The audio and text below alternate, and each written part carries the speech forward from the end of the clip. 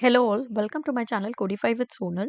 Today we are going to do a very interesting project, that is Spring CRUD project. Basically create, read, update and delete APIs using Spring Boot.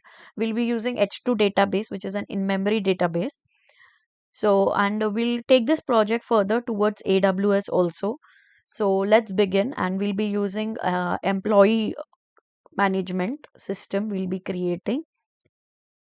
So I am using Spring Tool Suite as my IDE. You can use anything which you're comfortable with, be it IntelliJ, IDEA, or Eclipse. So for the Spring Tool Suite, go to Project Explorer, right click, New Project. And as we are going to use a Spring project, Spring Starter project, which is inside Spring Boot. Next, fill in the details. Employee Management System. So this will name will be the same. When you write the name, artifact will be auto-filled. I'm going to use Gradle. If you want, you can use Maven also. There's an option. I'm using Java 8. You want, you can use 8 or above versions. And I'll just write demo for CRUD application. Okay. And let us give the default package com.codify with sonal.ems employee management system. Next, we'll add the dependencies. So now dependencies, as I told you, I'll be using H2 database, and we'll be using Spring Boot dev tools for faster rapid application development, and we'll be using Spring Web, and I'm going to use CRUD repository methods by JPA. So that's what I'm going to add on. If you are creating similar kind of projects, you can make this as default. Next time you do not have to select, basically just setting it. And if you want to add dependencies further in the project, that also we can do at a later stage. I'll teach you that. Click finish, and the project will get imported in your IDE. This might take a minute or two. So yeah, the project is there here. So what all do you have inside this? See, it shows it's a Spring Boot project, dev tools or dependency through that we added. And you have a Spring main source, source main Java, where you have a default package that we wrote, and it has a application employee management system application class, which has the main method where the Spring Boot application starts from. Then you have source main resources, where you can add all your images or any other files that you want to add on. An application.property file, where we will add our database things and all the properties related to our application. You have a source test Java folder, where you can add your test case classes, and you have a build.gradle. So in this build.gradle, all those dependencies that we selected are available. Okay. If you want, you can add on more dependencies, but after you add on more dependencies, do not forget to right click on the project, go to Gradle, refresh Gradle project. Otherwise, it might not accept that dependency unless you refresh it. It's like a troubleshooting tip. Okay. So now let's start with creating the packages. So click on the folder, new package, on the folder source main Java. Okay. So we'll say it as com.codify with sonal.ems dot controller.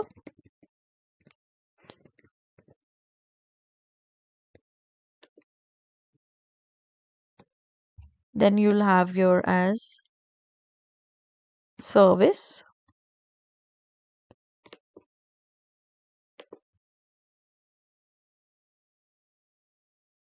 Then one package as repository.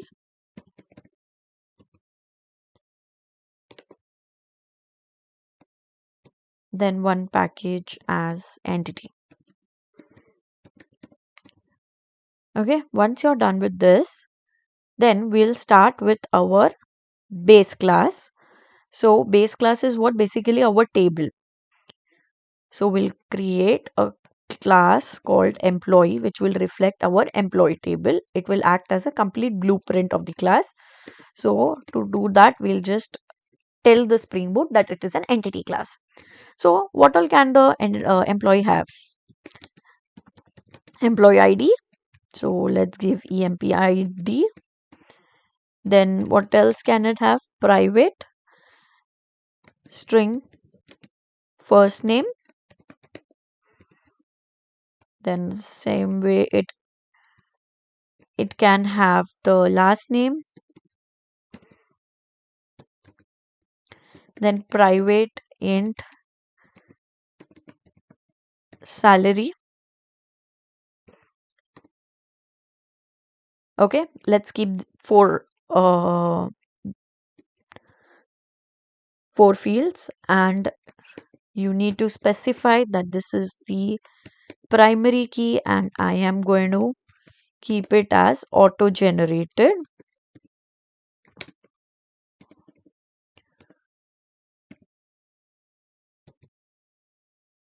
So here I will mention the strategy equal to generation type dot identity. Okay, and now we'll create a constructor and we'll create getters and setters. So this is my no argument constructor, then constructor using fields, that is an argument all args constructor, and then I will create getters and setters for all my variables. Okay, so nothing, I've just formatted it using a shortcut Control Shift F. Okay, so our employee table is ready. So now let us go and add a interface which will act as a repository for us.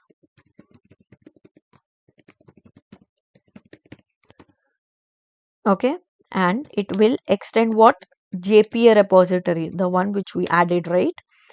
And now this JPA repository takes the class name, that is employee, and what kind of primary key it has? Integer. Okay, and you also need to specify the Spring Boot telling that this is my repository interface. Okay, and we'll come back to this later if required. We'll be using direct methods of JPA repository. If you want something extra effort where direct methods are not available, then only we will write then only we will declare the methods over here. You can also have native queries over here. We'll see in upcoming videos how we can add more methods over here. Okay, so now we'll go and build the controller. Say employee controller,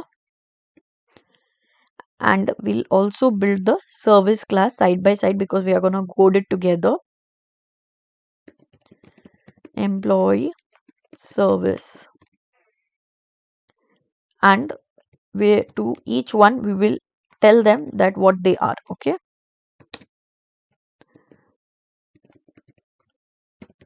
this is my REST controller, and this is my service. Clear? Now, as I said, we'll be creating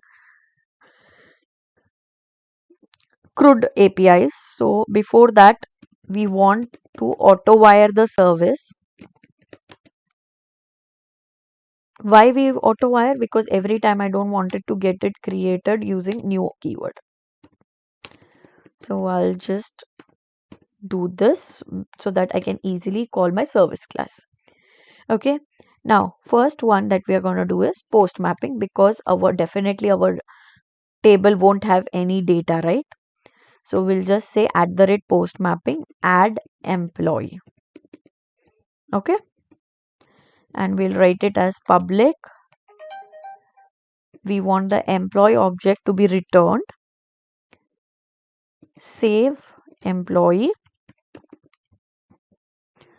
and we are gonna request body in the form of employee itself.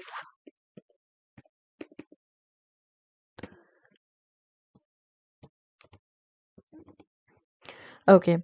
So what I'm doing is I am creating a public method which returns an employee object, and the name is save employee. I'm requesting an employee object kind of request body from the user who calls my API. Okay.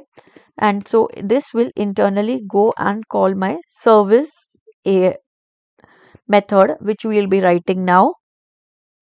Say add employee, or you can give any other name, save employee, add user, anything.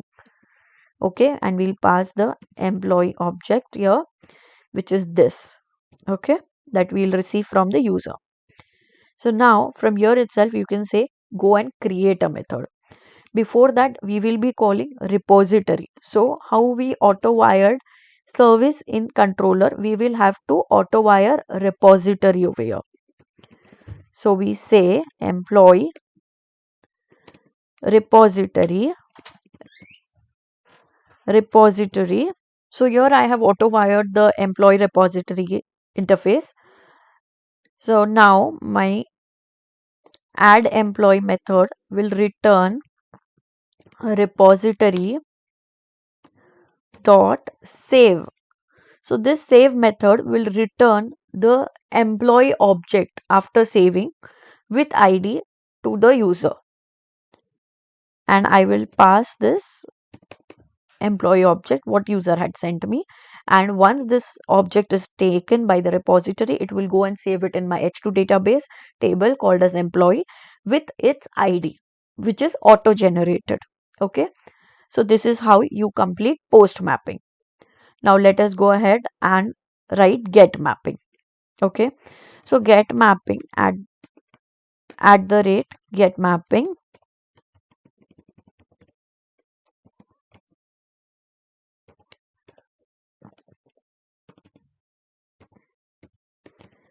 get employees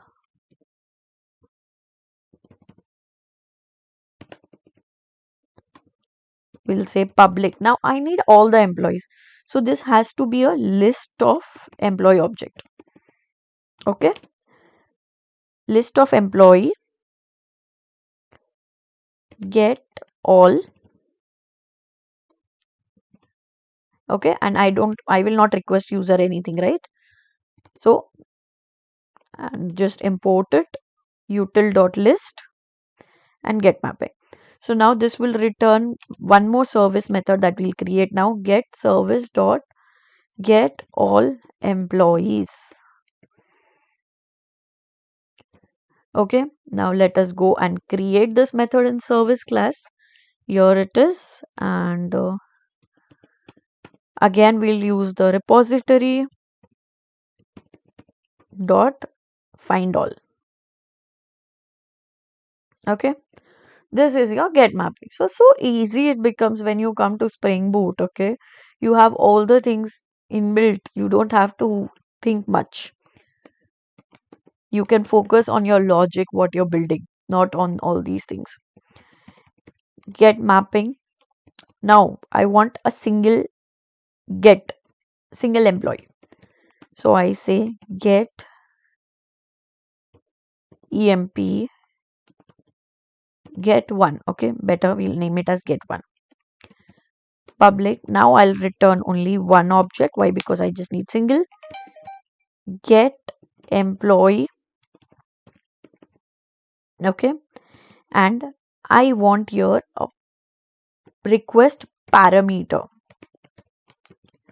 So what happens is whenever you go to any of the service in your office, they definitely ask your employee ID, and through employee ID they get your data.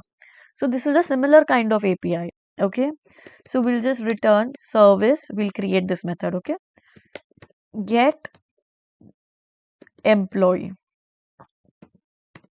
by ID, and we'll pass the ID emp ID. Okay, so now let's go and create this method. Now in this method we need some detailing to be done. So first of all, I don't know whether that employee ID exists or not. So I'm gonna use the optional employee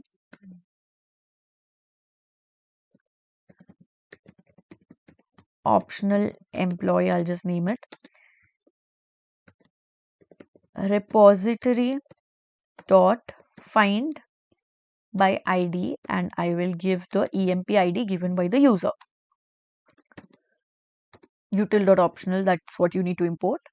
And once this is done, now I know that if suppose employee EMP equals null, okay, let's assume this. Now if optional employee dot is present, then I will set it as EMP equal to optional employee dot get. Okay, this will set all the values of optional employee inside EMP. Okay, else I will say throw new exception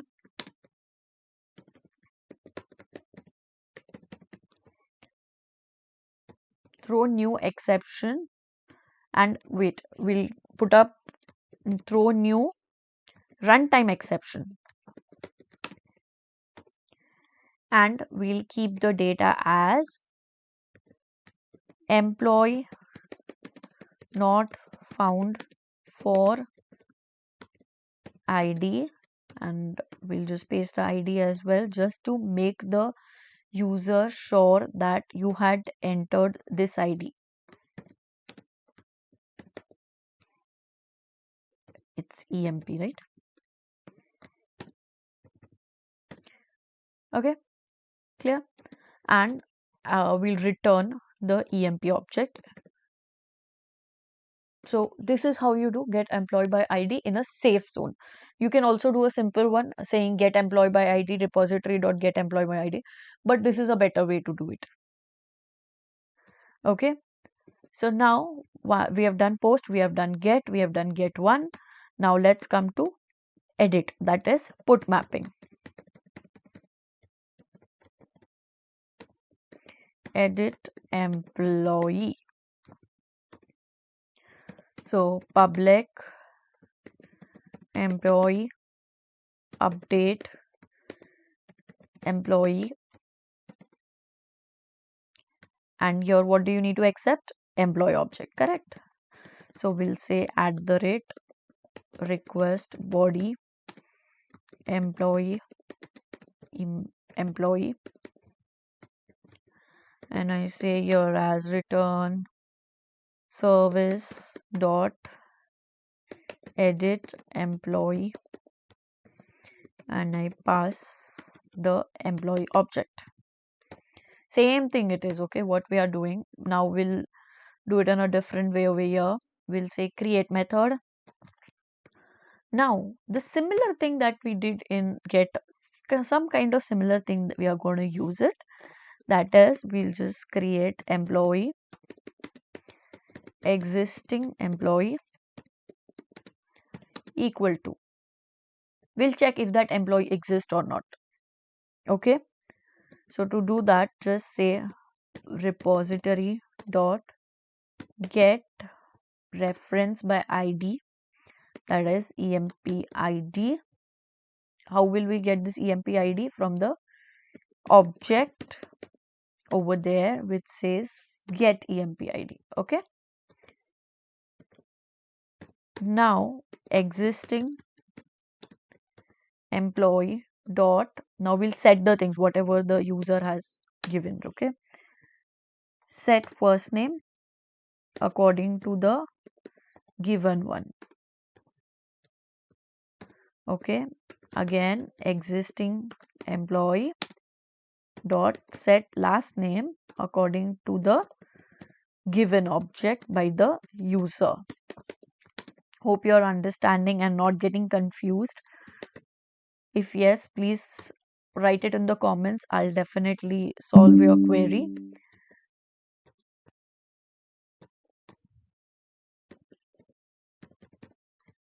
Do not forget to please like, share and subscribe the channel so that you can see more these kind of videos. Okay, employee dot get salary. Okay, you have setted all the values. Now it's time to just return the object, but before returning you need to save the object as well. So we'll say repository dot save existing employee. Okay, this is your update API, that is the put mapping. Next, last one, we do it as delete mapping. So just create a delete mapping annotation.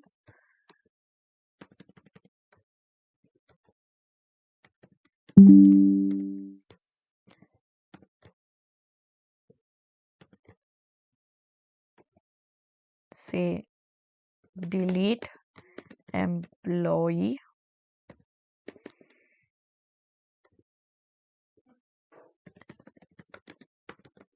public string, because I'm just gonna return a message that employee deleted.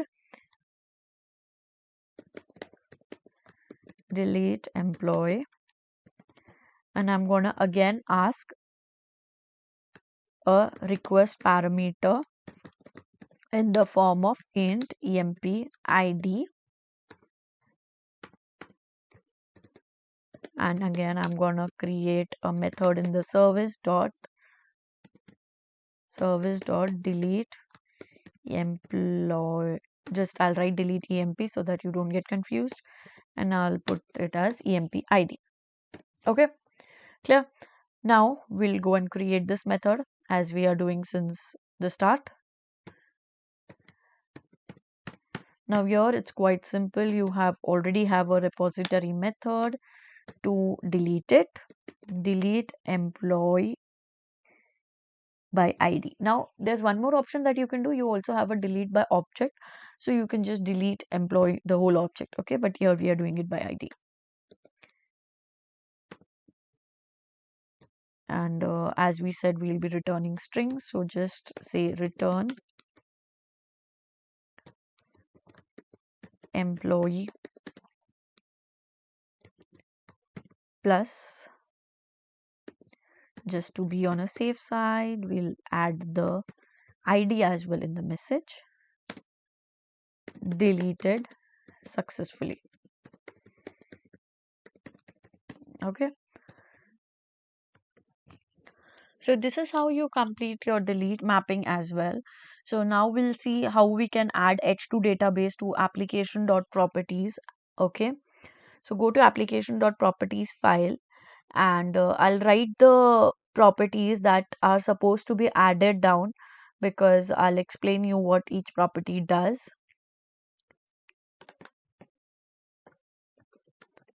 So you can just copy paste them. Okay, so we are having server port 8080 just to run the application on this port. Then you have H2 console enabled because you're going to use H2 database, and you're telling the Spring SQL init platform that it is an H2 database, and data source is H2 mem mydb. Make sure the name is correct, and then JPA Hibernate globally quoted identifiers. These are something that you need to add by default. Okay, and DDL you have to add it to update, not none, so that you give the H2 to create the tables for you. Okay, that's it, done. And now we will run our project. So what all we have done, we have created the our entity class, which is employee, then created an interface which reflects our employee class. Then we have created a controller where we have all our APIs, 5 APIs. One is get mapping, one is post mapping, then get mapping single one, then put mapping, then delete mapping. Okay, and then we have one second, have we made any changes? Okay, we have not saved this file. Yeah, so we have controller where we have all the all the APIs calls, and the service class where we have the logic of the API calls. Okay, any doubts you can put it in the comment section below. Now let's go ahead and run the project. Right click, run as Spring Boot app. Okay,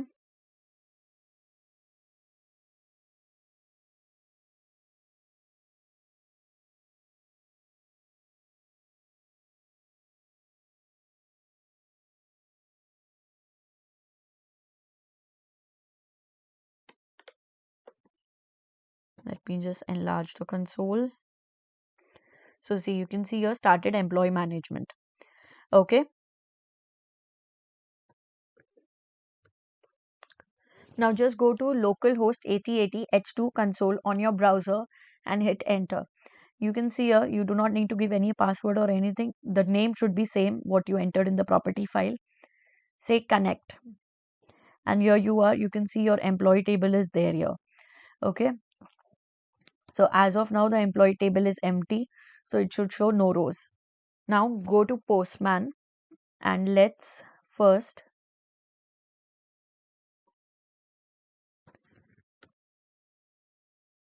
let's create a new. Go to Postman and let's do post localhost 8080 slash what did we have? Add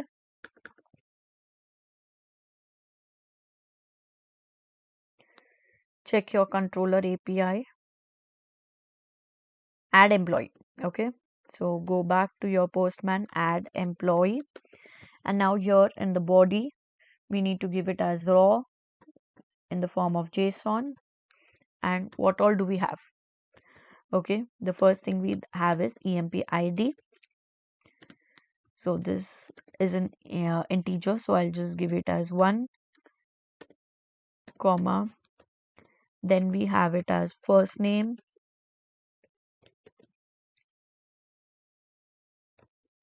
say Priya,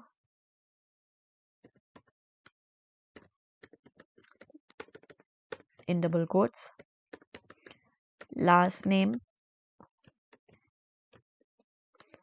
say Gupta, comma, salary, say 10,000. Okay, that's it. We'll just send this data. We no needed to give the employee ID also. Okay, as this is auto generated. Okay, so employee ID 1 Priya Gupta, and now I change this to Sonal and I just send this as adding a new record. I'm not editing it. Okay, okay, see employee ID to Sonal Gupta. Okay, so now let us go and see if the get is working. So we had as get all.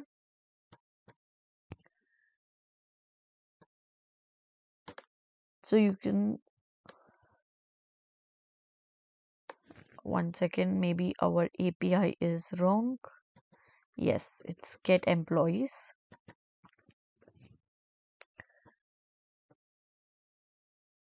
Okay, so you can see 1, 2, both the employees are there. Okay, now we'll see get by single. So what is the API name? Get 1, and we just say get 1 question mark emp id equal to 2. Okay, I just want the second one. Okay, this works. Now if I want to edit, put edit employee, and I say I want to change the salary to 20,000. Okay, and I just send the data. Okay, you have to give the ID as well, equal to 2 comma. Okay, so this is how it is done. And now we'll do delete employee, delete, the name is delete employee only, right? And now if I want to delete employee question emp id equals 1, employee 1 deleted successfully. So that's how, guys, this CRUD application works, and we'll take this application further to the next level, adding it in security and moving it to AWS ahead. So let me know how did you like the video, and if you have any doubts, any questions, please do comment, and please do like, share and subscribe the channel. Do not forget to hit the bell icon to get a notification of the updated video. Thank you.